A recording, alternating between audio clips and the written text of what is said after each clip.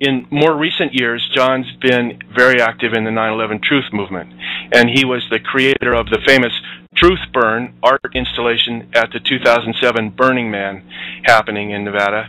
And John has been deeply involved in building architects and engineers for 9/11 Truth into strong organization, and he has seen things in that organization that disturbed him and raised infiltration issues, which he wants to discuss.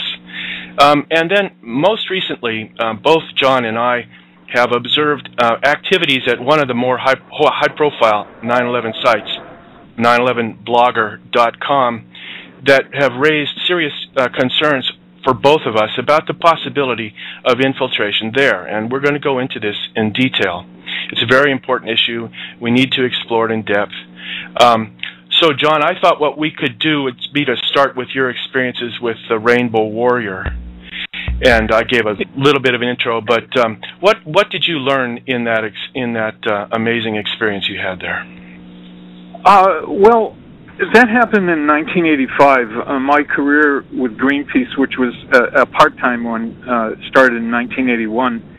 And I, like so many people, young people that go into these things, are, to use the expression, bright-eyed and bushy-tailed.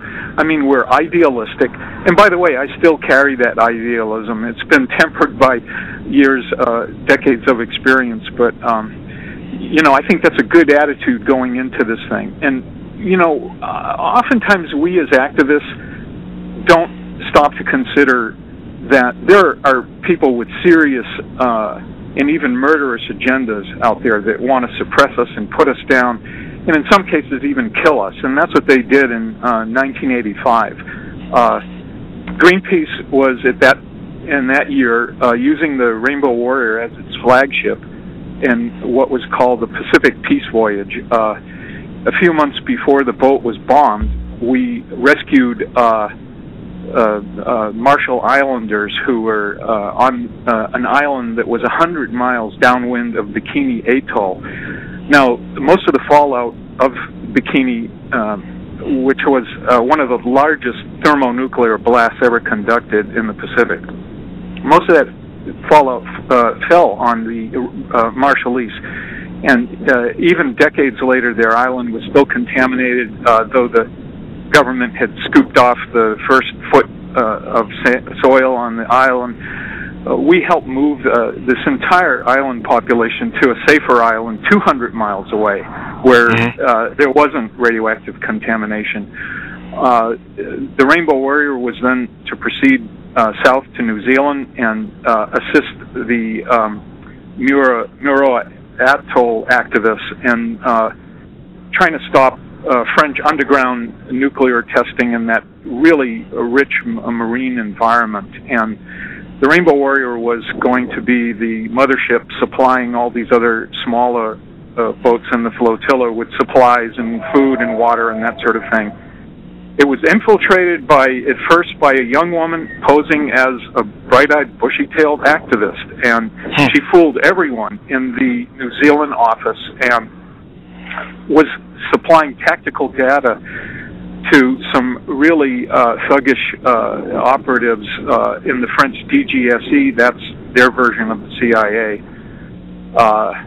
When the Rainbow Warrior came to Auckland, New Zealand, I believe it was in July of 1985,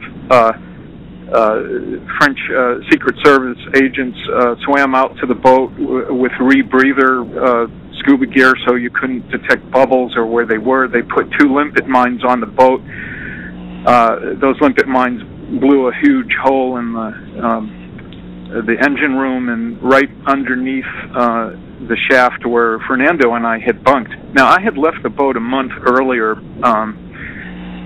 because my commitment with Greenpeace was up at that time, and I had a young family, a young baby and a wife, and, you know, I had to get back to them. But I carried Fernando's last letters to his daughters. This was 1985. Email wasn't that big in that year, and we still did snail mail. And so, you know, the press came to me after the boat was bombed, and they interviewed me, and they asked me who I thought did it, and I said, well, I mean, look at the French. I mean, we were interfering with their nuclear testing there. Investigate them. And as it turns out, it was a French conspiracy. It was a bona fide conspiracy that excellent New Zealand police work uncovered. It toppled the French government. The Minister of Defense had to resign. It was a huge scandal. The French government had to pay Fernando's family millions. They paid Greenpeace millions, and that was the way that played out. Well, that's an amazing experience. So that certainly establishes the murderous potential of state agent infiltration. The state, when states are trying to stop the activities of activists who are opposed to state policies but acting legally, the states don't limit themselves to legal actions. History has proven that they repeatedly engage in illegal and often murderous acts. Absolutely. And yesterday I was listening to Pacifica Radio, and there was a documentary about how the COINTEL program of J. Edgar Hoover and the FBI was discovered, and it was accidental. It was activists who had broken into some facility and accidentally came upon these materials. The COINTEL information uncovered a vast and expansive and detailed operation by the FBI to infiltrate groups and cause divisiveness. That was one of the stated objectives of the COINTEL program, to cause divisiveness. And they find people who look like activists, who sound like activists. These are what I would call viruses. They inject them into our good-hearted organizations and start causing disruptive activity to happen. In some cases, murder and death. Exactly. Some cases did result in murders. And then we know also from William Pepper's experience, which I think you're familiar with, that... sure. Yeah. Why don't you describe William Pepper's... he's come out and spoken about agent infiltration in radical movements, and he explicitly spoke with 9/11 Truth activists at a conference and warned them about this possibility. What did he have to say? Well, I will encapsulate it in a nutshell, but there's an excellent MP3 of my friend Michael Woolsey from Visibility 9/11 interviewing William Pepper about this very thing. And basically, Pepper was a friend of the King family, and he knew Martin Luther King. And he hung out with those activists in the civil rights movement, and he has relayed stories about how they were infiltrated by agents who used a heavy-handed approach. They actually threatened King's life at one point, and I mean, it's no secret now. The FBI had gone into King's personal life and uncovered all kinds of potentially embarrassing things. As a direct campaign. Governments do this all the time. I think you just pointed that out, Todd. Intelligence operations and various types of spy activities. I mean, this is nothing new. This is a feature of government, especially when governments need to project power in the world. The component of spying, of infiltration, is a bona fide necessity to them. They can't live without it, and we as activists should not be naive about this. I mean, if you look at the gravity of the crime of the century, which is the destruction of the World Trade Centers and all the resulting wars and misery that have resulted from that it tops anything that I can think of, maybe going all the way back to World War II and the Holocaust and the Japanese atrocities, and America's dropping an atom bomb on innocent people and vaporizing 60,000 in less than a second. This is the greatest crime since then. And I agree with you. You could bet your boots that the perpetrators of the 9/11 crime are still in place. They are still active, and to launch a campaign like that with such a high degree of sophistication, you know that infiltration had to be on the drawing board from day one in their planning, that you don't do something like this and just wait for the cards to fall where they may. You have a very sophisticated management plan that is thought out well in advance of an operation like this. And infiltration and undermining groups that want to uncover the truth are dead center bullseye on their target of who to infiltrate. And so that suggests that perhaps these infiltration efforts began very early after 9/11, and you know, sure. some people have talked about that.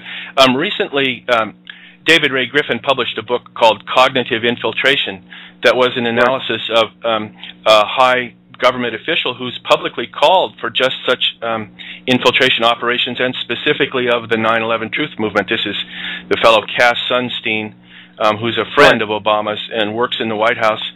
And in an article published in a journal, he called for what he calls cognitive infiltration. This was his distinctive tactic, he called it, for breaking up the hardcore of extremists who supply conspiracy theories. And he defined cognitive infiltration in this manner. He says, cognitive infiltration of extremist groups whereby government agents or their allies, acting either virtually or in real space, and either openly or anonymously, will undermine what he calls the crippled epistemology of believers. He uses a lot of rhetoric by planting doubts about the theories and stylized facts that circulate within such groups, thereby introducing beneficial cognitive diversity. And Griffin then goes on to analyze this passage from Sunstein's article. He says, on the basis of past experiences, it can be anticipated that this harmless-sounding cognitive diversity would have effects that would be anything but harmless. It would produce antagonisms, fights, broken friendships, and divisions, perhaps even the complete disbanding of the groups. And then he goes on and shows how Sunstein repeatedly talks about breaking up these groups. He uses the language of breaking up repeatedly. So here we actually have, you know, an explicit publication by a high government official of the current government. And you know, when I first read this analysis of David Ray Griffin's, one of my reactions was, well, gosh, isn't there plenty of evidence that there's been infiltration prior to this publication and to this call, and that actually, you know, maybe one of the purposes behind this was that it seemed like the government was still just considering the possibility. I think it's highly likely that it's been going on for a while. Now, you've had some experiences at Architects and Engineers for 9/11 Truth, I believe, that raised some issues for you. Yeah, this is a very difficult topic, and I am not going to talk about the topic in great detail, other than to say that about a year ago, we in Architects and Engineers in 9/11 Truth probably experienced something that either was an infiltration or certainly had all the characteristics of an infiltration. Due to sloppy vetting procedures, 2 individuals were allowed into the group, and one became a board member of Architects and Engineers. And this guy started floating ideas out about changing the emphasis of our mission away from controlled demolition into something he called engineered destruction. So it was a semantic shift, but a very important one, because words have power, and AE 9/11 Truth was founded on the very strong evidence of controlled demolition in the 3 World Trade Towers. That's a theme that Richard Gage harps on constantly and continuously. And then he had an associate in there, and they started attacking the authors of the nanothermite paper. So, in fact, at one point, calling them amateur investigators. Imagine calling Stephen Jones and Niels Harrit amateur investigators, and this was coming right out of Architects and Engineers for 9/11 Truth. Well, after what I would describe as a severe internal struggle. Those two individuals were dismissed, and some of us left the organization, both voluntarily and involuntarily, and I'm one of those that left the organization, although I just want to say that I still bear a lot of respect for Richard Gage and the organization. They are on the forefront of 9/11 Truth. They're doing important work there. I'm not privy to the details of how things are going there. I just hope that our group that staged a kind of rebellion at that time made an impression on architects and engineers. I hope they are more vigilant now. I hope they are or did improve their vetting procedures, which were full of holes in allowing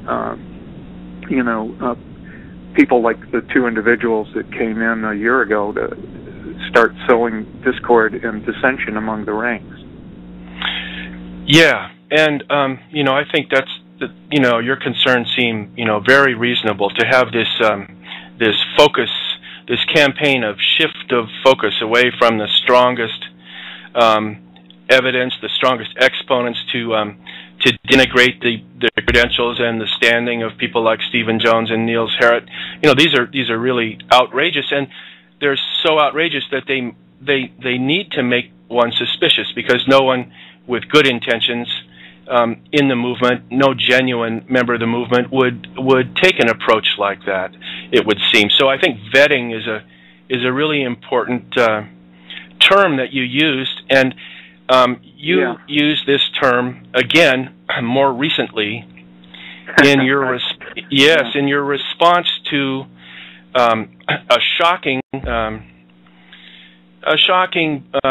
publication that went up at 911blogger.com a couple of weeks ago, I guess it is now. And this issue of vetting was raised for you by not only the article itself, but the thread of comments below the article, many of which were very, very extreme in their denigration of David Ray Griffin. And of course, yes, I agree. Yeah. Yeah, and that was part of your response, was that you were disturbed by that, as was I. People here at Resistance Radio know that I've been associated with David Ray Griffin, and so that I'm definitely in his camp, and I'm proud to be. And to see the kind of comments that were made, and not just in the comment thread, but in the article itself, which I'm going to mention here in a second, really was quite disturbing. And it was the intensity and the shocking nature of it, similar to what you described there at Architects and Engineers for 9/11 Truth. Well, so a couple of weeks ago, a man by the name of Eric Larson posted an article at 911blogger, and this is what John and I would like to spend quite a bit of the rest of the hour today talking about. He posted an article called "Critique of David Ray Griffin's 9/11 Fake Calls Theory" by Eric Larson. This was a very long article, and from my standpoint, it doesn't have much substance other than its shocking nature, but this will have to be demonstrated over time. And an important thing here is that this man, Eric Larson, is not just someone who has posted there, but he's actually a moderator at 911blogger. 911blogger has a set of moderators. I'm not sure of the exact number, 5 or 6, I believe. And I believe what they do is they collectively decide what things can be posted at their site. And I know that there's certain what seem like arbitrary quality there, what gets posted and what doesn't. I've had things not be posted. One thing that I posted didn't go up because the moderators didn't like the idea of me interviewing Kevin Barrett, so they didn't post my show announcement for my Kevin Barrett show. So you can see it's somewhat heavy-handed. In this case, the moderator himself posts his own article, and none of the other moderators evidently was able to object or objected to it. And then this, I noticed that not a single of the other moderators, whose names I won't bother to mention, but not a single one of the other moderators in the comment thread below made any kind of critical comment about the article, and one of the moderators made several very positive comments about not only the article itself, but the shocking thread, and specifically the most shocking elements of the thread. So it seemed like it was pretty much a collective decision by the moderators. The unanimity on the part of the moderators stood out for me. Now, I realize I'm talking quite a lot here. Maybe it'd be better if I just let you talk about your take on it now, John. Right. Well, having experienced either the effect of what looked like an infiltration or an actual infiltration at AE 9/11 Truth, oddly enough, a year ago about this time, I started looking at that thread and seeing similarities between what happened at AE 9/11 Truth and what's going on in that thread. And the first thing that stood out for me was the disrespectful tone taken by some of the posters, anonymous posters with, avatar handles, right, referring to David Ray Griffin's research as BS, a little bit stronger language in some cases. Someone also posted that most of the books were worthless, that maybe one or two of David Ray Griffin's books were worth reading. Now imagine 4 years ago seeing that kind of post on Blogger. That person would have been driven off in a heartbeat. And right. I think it's a barometer of what's going on at 9/11 Blogger, that kind of hateful posting about one of the premier researchers of 9/11 Truth. In fact, the man who is personally responsible for turning Richard Gage onto 9/11 Truth, David Ray Griffin, would be so abused in this thread. Now, I did break the rules of 9/11 Blogger. I named names, and I called out some of the people that were making these types of posts, and I asked them to be accountable for the past 10 or 20 years of their lives.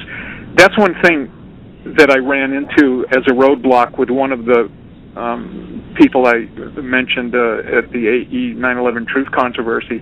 I talked to this guy on the phone, and I said, I've been looking for you on the internet. I can't see anything. I say, why don't you tell me about yourself? What's your educational background? Where have you spent the past 10 or 15 years of your life?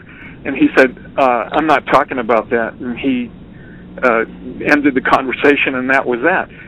And I think that's a partial giveaway. If someone wants to cloak their past, that means they've got something to hide. And I was derided. I was called names like a snitch jacketer, things like that on the Blogger thread. And right. I tried to write personal emails to one of the moderators that I know, who's also was a board member at AE 9/11 Truth at the time. So he knows a lot about what I'm talking about, and I was trying to create an awareness in him about this problem that what I saw happening to David Ray Griffin. I hate to use a crass expression, but it looked like a gangbang. I think there were some legitimate concerns about the fake phone call study of Dr. Griffin. I think that's not one of his strong points. I think perhaps there are some problems with the analysis, but one of the things that we had decided in the AE 9/11 Truth internal conflict we had a year ago was to keep our problem in-house and not discuss it in public or let it go out there. And I had urged the moderators of Blogger to do the same with David Ray Griffin, extend the same courtesy, professional courtesy that we had extended to Richard Gage, to keep our disagreements in-house. But to air it like this in an open forum and attack David Ray Griffin's intentions, his intentions were attacked. I was happy to see Kevin Ryan come out in defense of Dr. Griffin. He referred to many of the points in Eric Larson's piece as suppositions. Yes, he cited the use of the word may many times. I think there's Eric Larson uses the word may maybe perhaps a dozen times, 10 to 12 times.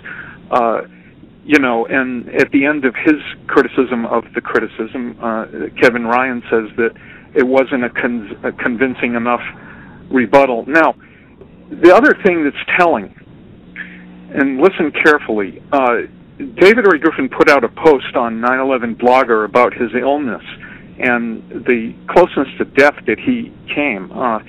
I looked through that thread recently, and I didn't see any words of sympathy from any of these bloggers who were at 9/11 Blogger who were attacking him, and I think that says something. Also, the timing of this article is very interesting. You know, we're approaching the 10-year anniversary of 9/11, and what are we doing at Blogger? We're chipping away at the edges. We're chipping away at our weakest evidence rather than focusing on the 3 buildings where we have our strongest case to make. And we're attacking the premier researcher. And knowing that he's down, knowing that he's in a state of recovery right now, and not able to give his usual 100% rebuttal to this, you know, I think all of these things taken together call into question the wisdom of those that are guiding 9/11 Blogger. And even though I've been put on moderation, I am personally boycotting 9/11 Blogger because of this. I don't think it's a wise policy to allow that type of criticism, that kind of high visibility, especially for people coming into this movement. Many people come into this movement because of David Ray Griffin's research in his books. Imagine coming into a premier 9/11 blog like 9/11 Blogger and seeing him trashed like that. There was some good criticism in the piece. I don't want to try to characterize it as a total trash piece because it was not. But what concerns me about that piece is the personal attack and the attempt to dethrone our prime researcher for 9/11. And this was exactly what these 2 individuals that infected AE 9/11 Truth were trying to do. They were trying to attack the foremost researchers in the movement, Stephen Jones and Neil Harrod, and the whole premise of controlled demolition, trying to steer the focus away from that into this weird phrase of engineered destruction. What the heck does engineered destruction mean to anyone? It's a diversionary tactic. It's meant to cause divisiveness, and that's what it did. It fragmented AE 9/11 Truth at a very critical time in its history, going into the 1,000-member celebration and news conference. This is when that all hit the fan, and I believe it had a good outcome. You know, but I noted too many similarities between what was happening then and what's happening now on 9/11 Blogger. I recall that you specifically raised the issue of the vetting of the moderators, I believe it was, at 9/11 Blogger in your comments, which were then expunged from the record. And you say you've been put on moderation. That means your comments on that thread were all deleted. No one can read them. They're not just hidden by a link. They're gone. And you're not allowed. And you're not allowed to post under normal conditions, although all posts at 9/11 Blogger are subject to extraordinarily stringent moderation. For example, if you post something at Blogger and it's deemed by the moderators to be adequate, it gets posted either on the blog page or sometimes on what's called the home page, where it gets more visibility. But then if you need to make even the slightest, I realize this is a side issue, but it's just an indication of the absolute 100% control that the moderators have over the site, with the exception of comments, but I'll get into that in a second as well. If you make the slightest edit to your original post, it goes through a moderation process all over again. So 24 hours can go by before this very slight edit, maybe correcting a number or a misspelled word. It goes back into moderation and has to be reapproved through a very time-consuming and laborious process. And then as far as comments go, they've got this voting system, which is really, really strange, voting up or voting down on comments. And this allows factions and cliques to control the visibility of comments that have been posted, and it's the numbers that are used are simply the difference between votes up and votes down, so you have no indication of the absolute numbers. And so if the difference between upvotes and downvotes is sufficient, if it goes to -5 or something, the comment disappears behind a link. Now, it could be that the voting was 157 to 152, but it went to -5, and so it disappears. It's a completely tendentious thing that allows a small clique to control the appearance of comments. And if you look at the thread on the Erik Larson piece, you'll see that the comments that have been blocked, and so that you can't read them without clicking on an extra link, are all ones that are criticizing the posting and the other comments and the terrible extreme nature of comments. Exactly. I think what that reveals is there's an imbalance somewhere at 9/11 Blogger. My friend Chris Sarnes, who was very instrumental in helping gain high-level activists gain a better awareness of the errors in the NIST analysis of the collapse of Building 7. He's just voted down. I think Chris is on moderation too. And get this, even Kevin Ryan was voted down. So, come on, give me a break. Kevin Ryan getting voted down at 9/11 Blogger. I mean, and his critique of the critique was entirely reasonable. I read it in great detail, and I think he made some great points there. And to get that voted down, I mean, give me a break. I think the voting system, as you say, Todd, is flawed. I think that should either be retained as an internal measure of some sort for the moderators, but not allowed to escape into the regular blogger community. 9/11 Blogger can be rescued, I believe. I don't think it's a lost cause. I think it is undergoing a serious course correction right now, and it has an option to do the right thing or to just allow itself to be infected as it is by, for certain, negative and unhelpful critiques. The premier site for 9/11 information is 911truth.org. It's been around the longest. A lot of the posts from 9/11 Blogger end up on 911truth.org, and I was happy that they didn't feature this Erik Larson piece in their main section. They do provide a link to the Erik Larson article in a sublink off to the side in a sidebar navigation, but not in the main page. So I think that has to tell you something about Janice Matthews or the people that are guiding 911truth.org. That they would not publish the Erik Larson piece front and center as it. Right. It doesn't meet the standards. Yeah. So anybody wants to question Janice Matthews on that, go ahead. I'm sure there are other folks running 911truth.org. And just to shout out to my friends who had problems with David Ray Griffin's analysis of the phone calls. I respect a lot of these people.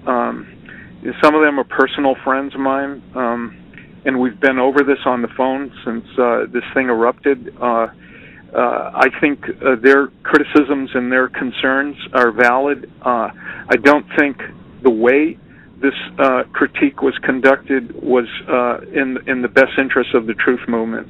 And I don't think that the analysis qualifies anything close to what I would call a bona fide peer review. To allow the kind of adolescent invective that you see on social networks to sprout its ugly little head, its pimply little head. I'm sorry, I guess I'm getting colorful here because you know where I'm standing. In our blog about the most serious crime in the 21st century, certainly, has no place. And I think it's time to do some serious self-study at 9/11 Blogger and bring the truth movement, back on course. I think it's drifted off. I agree with you, and we can substantiate this conclusion by looking a little bit more closely at this piece by Eric Larson. The piece itself is written with a somewhat restrained tone. It doesn't get nearly as vindictive and malicious as the numerous comments below it by the people who love the article. But if you look carefully at the piece by Eric Larson, there are some very disturbing things. And let me just quote just a couple lines here from Eric Larson's piece. He says, "Griffin's case for faked calls has been built on selective quotation interpretation and omission of evidence that contradicts and undermines it." So he's saying that Griffin has been cherry-picking his sources. That's selective quotation. And he's saying that Griffin is hiding, suppressing sources. He says omission of evidence. Griffin's second book on 9/11, the 9/11 Commission Report, Omissions and Distortions, detailed 115 lies of omission or distortion committed by the 9/11 Commission. So Griffin is well aware that omitting evidence is a lie. And here Eric Larson is saying that David has committed this omission of evidence in his work on the fake phone calls. He calls it a theory when, of course, it's just a hypothesis. A theory is a much more strongly developed and substantiated testing of many hypotheses. So his title of his article is erroneous, but then he's actually accusing Griffin of dishonesty and of lying. Right. And it slips by most readers. Some of the readers obviously liked it, and were thrilled about it, but it didn't slip by me. This is a scurrilous, defamatory attack, and it's totally wrong. And then the other thing I'll say here is I think that Kevin Larson's critique of it, which I've posted a link to, Kevin Larson's response to this piece by Eric Larson. Ryan, right? Kevin Ryan's Kevin Ryan's response to this critique by Larson, which is the first one to go into it in any kind of detail. It quite effectively shows that this is not a convincing critique of Griffin's hypothesis. And of course, Griffin, these people are demanding that Griffin respond, and he is planning to respond, so he will, of course, respond. The article itself is not what it purports to be, and I think that's important. And yet, there was an excited response on the part of the commenters below, some of whom are other moderators at the site, praising the article, saying what excellent work it was, how detailed it was, how this is really going to force Griffin to recant, using words like recant. And this is another aspect that Blogger has gotten into. I mean, I guess we might as well just lay out a whole array of problems with this important site. Is the public demands on many threads at Blogger for public recantations of former positions by members of the 9/11 Truth Movement, and these are specifically directed at prominent members of the 9/11 Truth Movement, whom this majority clique at Blogger have criticisms of, and they're demanding frequently over several different issues that leaders of the movement whose views they disagree with publicly recant their positions. And it's just like this is not what the 9/11 Truth Movement should be spending its time doing, making public demands for recantation and things. Well, that's a topic for a whole nother show, sure it is. Todd. But it's Blogger that's doing it. Yeah, what I keep coming back to is the importance of staying focused on the 3 building collapses, as AE 9/11 Truth does. I think when we start wandering into these other areas like the Pentagon or the fake phone calls or any of these issues that I don't think we have our strongest case to make, we wander into dangerous turf. And we do have really good science and strong evidence on the collapses of those buildings. We have excellent physics work done by our physics team leaders. You know, we have the Building What campaign. I just talked with a former board member. I'm on the board of directors for my condo association where I live, and this guy is a respected individual. He's a former priest, and I was talking to him about 9/11 and Building 7, and he said, "What?" So here it is, almost 10 years later. He had never heard of the collapse of Building 7. So, you know, whose idea was the Building 7 campaign? I believe it was David Griffin's. That's correct. I think there might have been some other people, you know, that latched onto it, but I think it's a great campaign, and this is what we should be focusing our energy on: is how to reach out to people that, like my friend here, who still, even nearly 10 years later, was unaware that a third building mysteriously collapsed on 9/11. I mean, there you go. And made national TV with Fox News there. That's right. Yeah. So. There's a lot of issues, and obviously there's plenty more complexities and issues and related issues that we could spend, you know, another hour on. And I didn't want to sidetrack our discussion from our focus today. So, you know, thank you for making that point. So now you say you don't think Blogger is a lost cause, but although you say at the same time that you're boycotting it. So what do you think is the appropriate way for us to go forward here as you know, as members of the movement, but clearly not part of the ruling apparatus at 9/11 Blogger? How should we go forward with this problem we've got? Well, you know, upheavals like this issue with the Larson article and the dismissal or the placement on moderation of some of us is like a warning shot across the bow of 9/11 Truth. I mean, people are going to start looking at this and hopefully being introspective and seeing what they value about the truth movement as we get into year 10.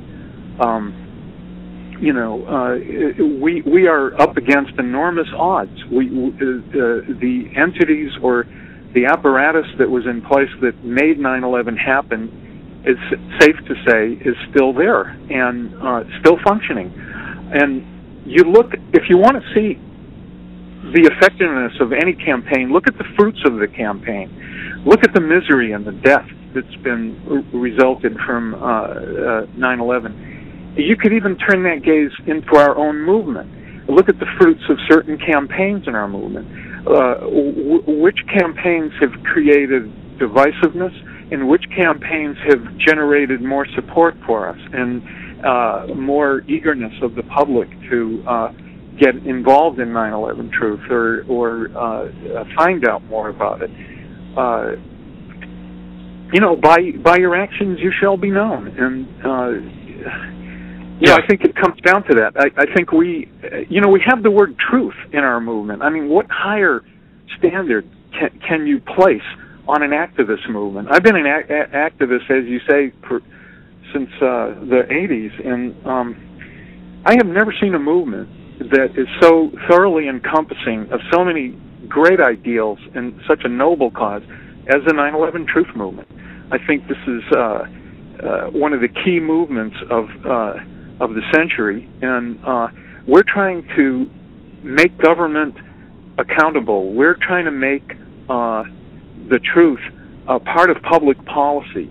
And if we allow ourselves to be sidetracked into discussions that are valuable but not integral to the main objective, then I think we start to lose our focus, and we open up the doorway for infiltrators to do their work. And as I said at the beginning of the show, you can rest assured that these people already had this game plan in place before 9/11 and activated it, and they're still working at it.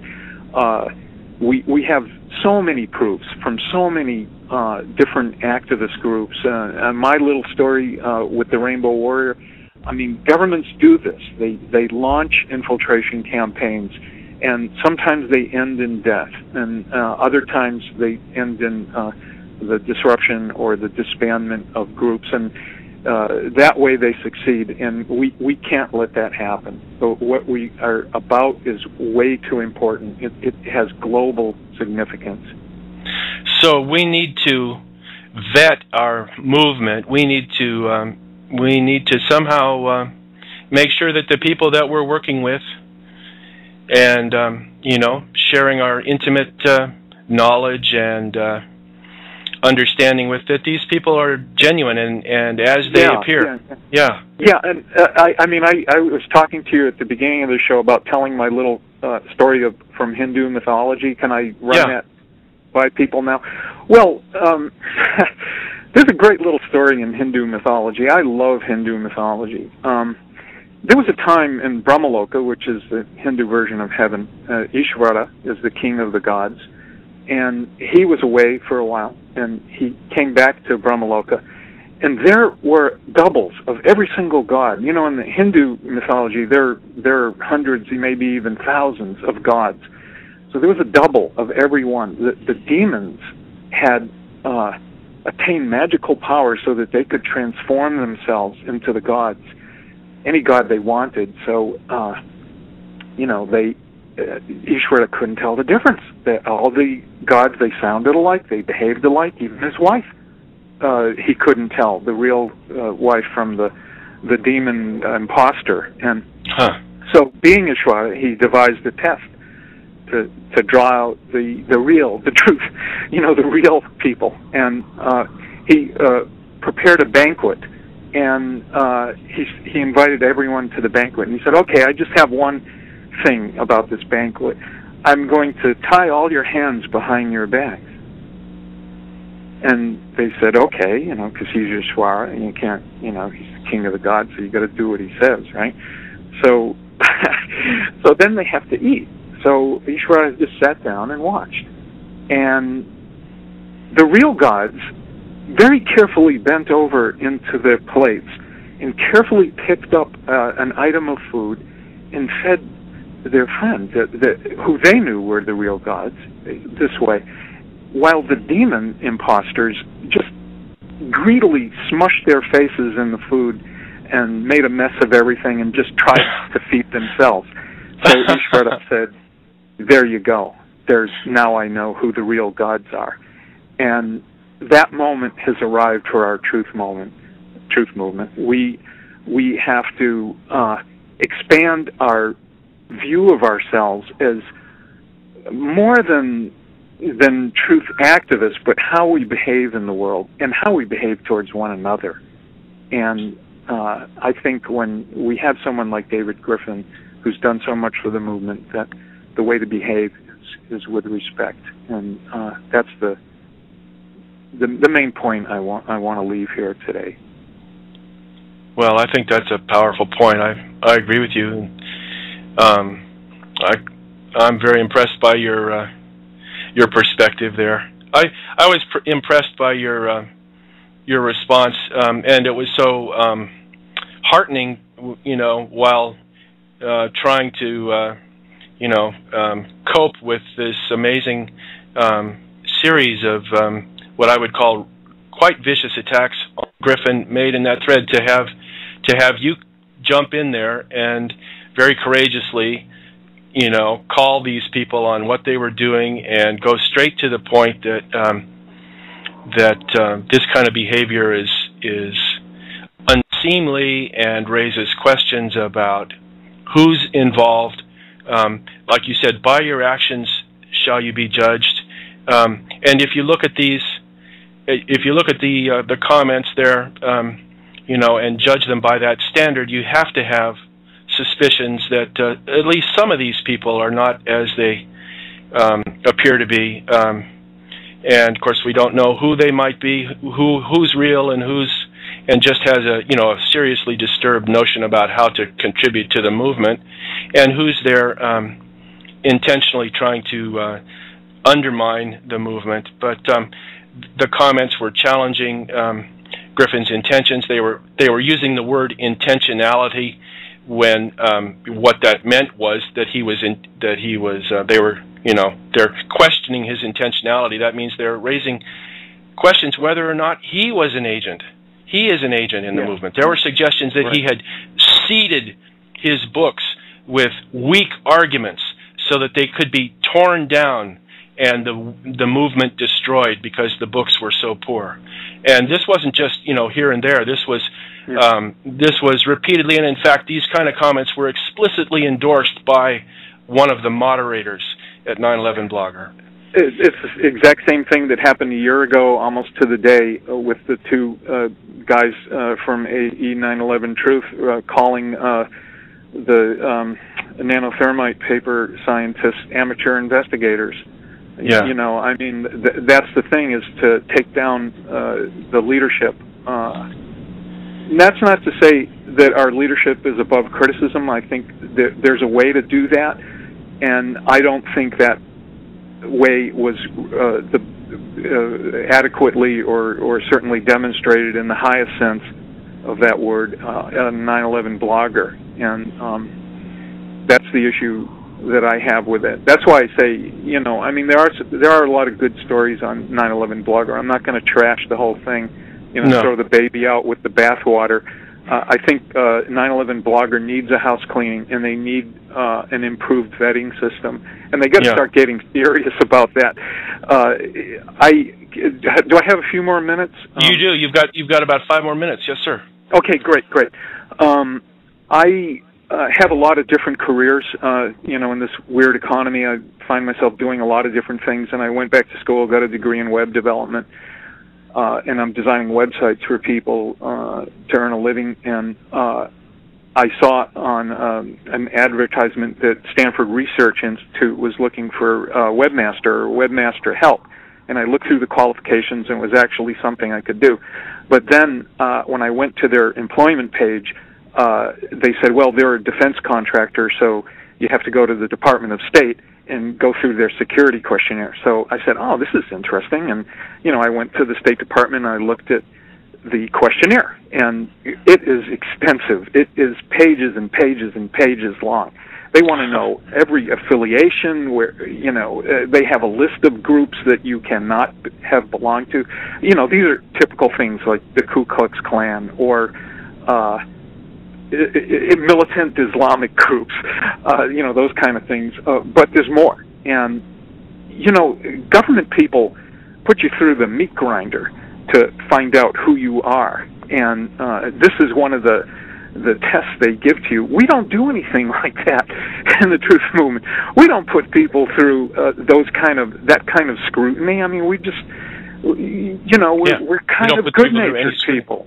Yeah, that's right. So we don't apply the same rigorous standard that the government applies to hiring somebody to do sensitive work, and so because of that, we have vulnerabilities, and we are susceptible to infiltration. Therefore, the way to defeat it is to be vigilant, to be smart, to read books like Cognitive Infiltration, to listen to people that have had experience with this, like William Pepper. Really study it. And if you have questions, talk to these people. I called up William Pepper. You can actually get in touch with the guy and talk about that. Sure. Don't be afraid to do that. For anybody listening, don't be afraid to talk to anybody or ask anybody a question. Everybody's reachable in some way. And we are a truth movement, after all. So it behooves us to study very intently everything in our movement. So we have to become scholars. We have to know all the issues, and we also have to maintain a high level of behavior, I believe, because that's what the truth demands. You can't be a truth activist and lead a life that brooks dishonesty or other kinds of shabby behavior. It's just not going to work. If you're going to be a truth activist, then you better be a truth activist through and through, all the way to your very soul. Beautifully said. Okay. Beautifully said. Well, I don't know how to improve upon your recommendations. I guess we'll give Blogger a chance to make this course correction that you're suggesting they're maybe considering. I won't call for a recantation of any past positions that people have taken, but it'd be nice if they would make sure that these kind of attacks on good scholars stop, don't happen again. That's my hope anyway. Well, we've got just a few seconds left, John, so I guess this is probably the best time for me to thank you so much for coming on and giving us your profound insights and your deep knowledge. Thanks so much, John. Yeah, thank you, Todd. Keep up the good work. Thanks for airing all this. I think that's one of the hallmarks of our movement is to, openly discuss things like this. And when we have problems, put them out there and exactly. Let people decide. We got to talk about the hard stuff. Yep. Yeah. Hey, John, thanks a million, man. Okay, Todd. Thank you.